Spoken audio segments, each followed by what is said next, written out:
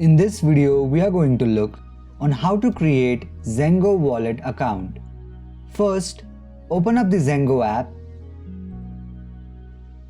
tap on Continue, then type in your email address and tap on Continue. Tap on Open My Mail and tap here to confirm your email address. Tap on Continue. Then tap on Enable Device Lock. You can set a password or a PIN code here. Now you have successfully created your Zengo wallet account. I hope this helps you.